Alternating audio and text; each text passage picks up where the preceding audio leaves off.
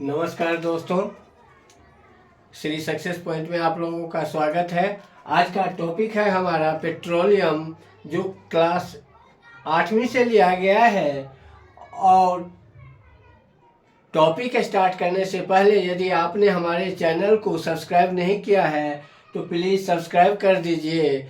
इस चैनल पे 7वीं से 10वीं तक के वीडियो रेगुलर अपलोड होते रहते हैं, जो आपके पढ़ाई में मददगार साबित हो सकते हैं।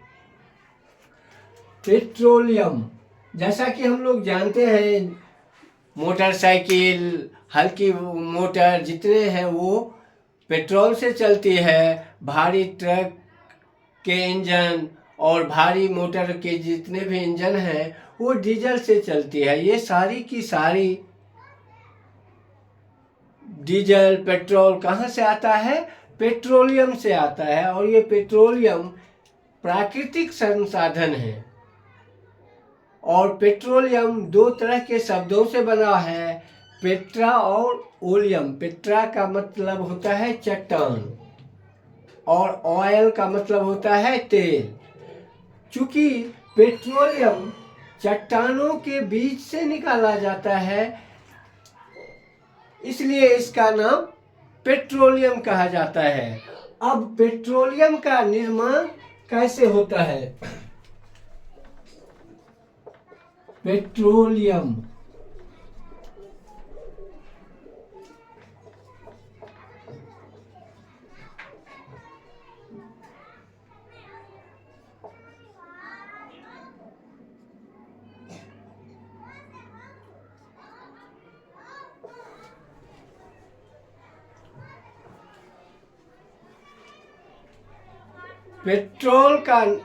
पेट्रोलियम का निर्माण समुद्री जंतु जब मृत हो जाते हैं तो वो तलहटी पे बैठ जाते हैं।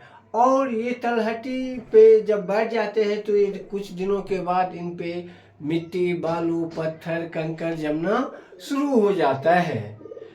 जब ये अधिक दिनों तक वायु की अनुपस्थिति में अत्यधिक ताप और दाब से ये पेट्रोलियम पदार्थ में परिवर्तित हो जाते हैं और रिस के मिट्टी के नीचे जाना शुरू कर देते हैं। जहां पर धरती के नीचे अभेद्य चट्टान होता है, उसके ऊपर इनकी परत जमनी शुरू हो जाती है। अब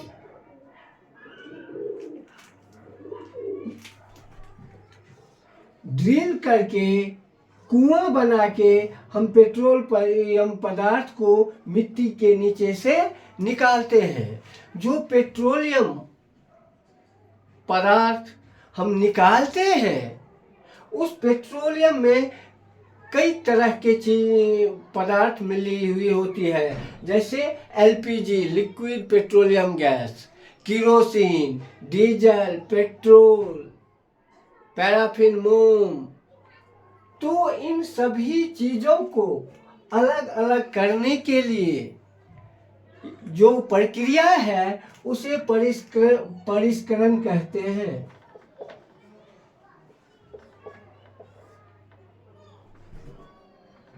पेट्रोलियम के संघटक पदार्थों को अलग करने की प्रक्रिया परिष्करण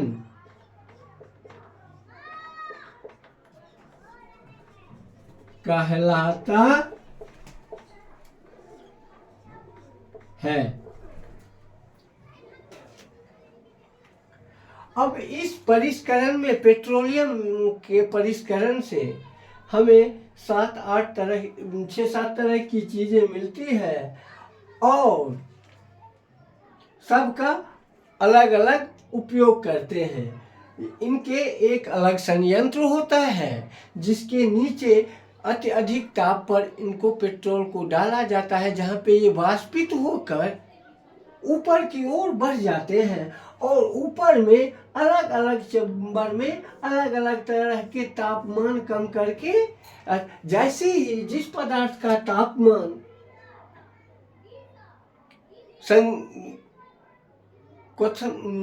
द्रव्यमान पॉइंट को टच कर जाता है, वहां पे वो क्या होता है, गैस से लिक्विड बनकर निकल के बाहर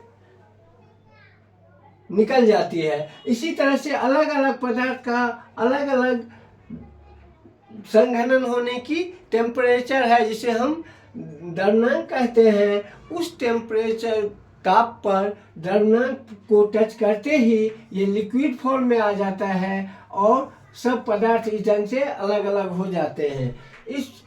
ये जो संयंत्र होता है इसे पेट्रोल परिष्करण संयंत्र कहते हैं। अब इस तरह से हम देखते हैं इनमें प्राप्त होने वाले पदार्थ और उनके उपयोग।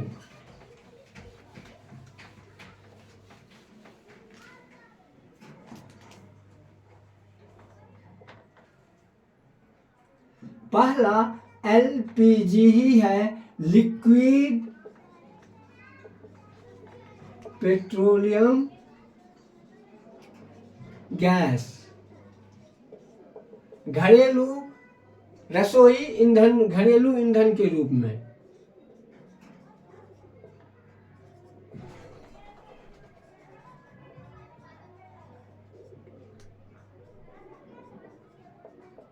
उपयोग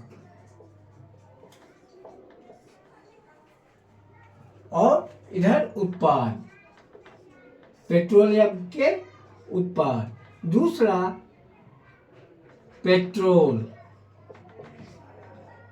पेट्रोल का उपयोग हल्के मोटर वाहन को खींचने में और सुस्त धुलाई में।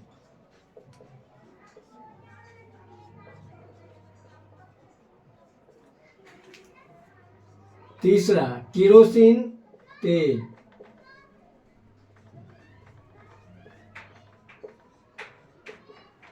स्टोव, लैंप,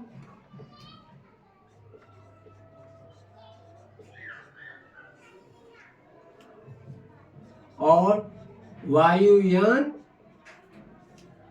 के ईंधन के रूप में। डीजल,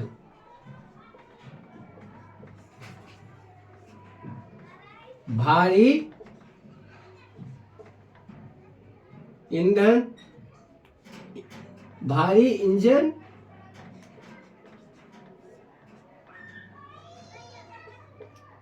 खींचने में, जैसे ट्रक, ट्रेन की भी डीजल इंजन थी।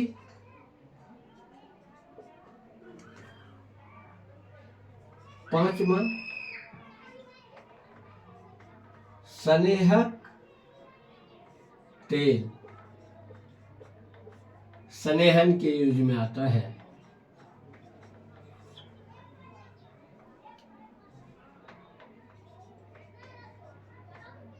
पैराफिन, मोम,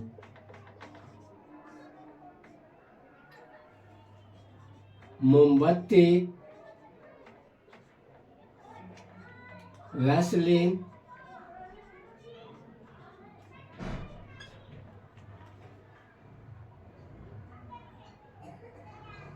और सातवां